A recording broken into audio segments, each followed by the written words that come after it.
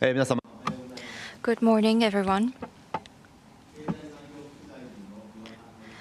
My name is Kazuchika Iwata, State Minister of Economy, Trade and Industry. It is a great pleasure to hold the ICEF 11th annual meeting as one of the series of meetings during the Tokyo GX Week. I would like to extend my warmest welcome to all of you who are participating in person and online. I appreciate the efforts of the ICEF Steering Committee members and all those who are involved. In Japan, Tokyo GX Week, which is a series of international conferences on energy and the environment, is being held beginning October 6 with the aim of realizing green transformation. Climate change is an urgent issue that the entire world must tackle together. Acceleration of GX towards 2030 is the key to achieving the goal of carbon neutrality by 2050. In July of this year, METI established a new department, the GX Group, to further accelerate green transformation. Along with the implementation and realization of the growth-oriented carbon pricing concept, we will comprehensively examine industrial structure, industrial location, and energy, and compile a GX 2040 vision from a longer-term perspective by the end of this year. The ICEF is a platform of wisdom for leaders in industry, academia, and government around the world to discuss how to promote innovation, which is the key to solving global warming. This year, we will again have speakers from around the world with diverse backgrounds, including government, international organizations, industry, and academia. This year, under the theme of how to live within the planetary boundaries through green innovation, we will discuss the green innovation, which is the essential key to solving the global warming problem. Discussions will also be organized based on technological areas such as climate stabilization technologies, hydrogen, nuclear power energy, and so on. As diversification is a source of innovation, gender and generational diversity are also highlighted in the agenda. Many talented young experts who will be expected to play an active role for achieving carbon neutrality by 2050 have been invited as speakers. Since ICEF was established in 2014, the global situation has changed dramatically with climate change and the spread of infectious diseases and international conflicts. In the face of these challenges, creating innovation is the essential key. I sincerely expect that energetic discussions will take place over the next 2 days for further promoting decarbonization efforts to achieve carbon neutrality globally. Thank you very much. Thank you very much.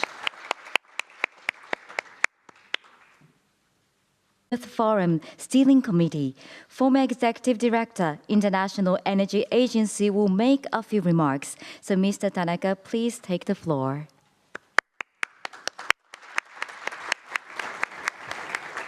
Good morning, ladies and gentlemen. Thank you very much, Mr. Minister, of opening this very important ICEF 2024. Let me start presenting my first opening remark with PowerPoint. This year's theme, as Minister introduced, how to live within the planetary boundaries through green innovation. In the first keynote session, Johan Rockström will tell us about how serious the health of the planet Earth is and how urgent we need to take actions to stop deterioration. In the special dialogue on net zero, Václav Šmil, our colleague, steering committee member, will discuss how difficult it is to transform the whole energy system by 2050. And Gerald Reistad will rebuttal. Who will win? This is a very interesting session.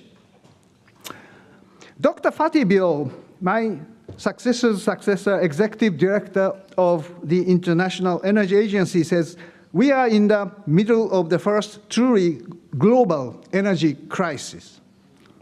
We will discuss energy transition in the second keynote session with participants from EU, the representative health of the Total Energies, and Saddam Morrison of the IEA. There are winners and losers in the combined or dual crises of energy and climate. Russia is certainly least prepared for the decarbonization by 2050. He may be a loser. The United States is winner with the Inflation Reduction Act. EU's Repower EU tries to achieve de-Russianization as well as decarbonization. China aims to be a renewable superpower. Saudi Arabia can be a winner by blue and green hydrogen. This is a chart of gas import dependency, vertical axis, and oil dependency in the horizontal axis. Japan and Korea depend 100% of oil and gas importation now and for the future. We are the most vulnerable countries in the fossil fuel market. How can Japan and Korea become winners together? This was my question and request since the Korean held conference invited me in Seoul in last May. Firstly, the clean hydrogen is the answer. Japan and Korea started importing liquefied natural gas 50 years ago, and now established supply chains and succeeded in making LNG a commodity. We have to do the same for clean hydrogen or ammonia. Our hydrogen session will discuss the readiness of hydrogen economy. Is golden age of hydrogen coming? This is what we are going to discuss. Japan and Korea may work with neighboring countries, China, Mongolia, for example, to establish Northeast Asian clean energy platform by connecting power grid lines and hydrogen pipeline. This plan is very, very visionary and still needs time to think about. Maybe the future agenda of ICEF. At COP28 in the United Arab Emirates, many countries joined the declaration to triple nuclear energy capacity by 2050, which include Japan and Korea, of course. I propose trilateral alliance for nuclear power. Japan and Korea should build nuclear propulsion submarine with the United States. I call this JCAS, Northeast Asian AUKUS.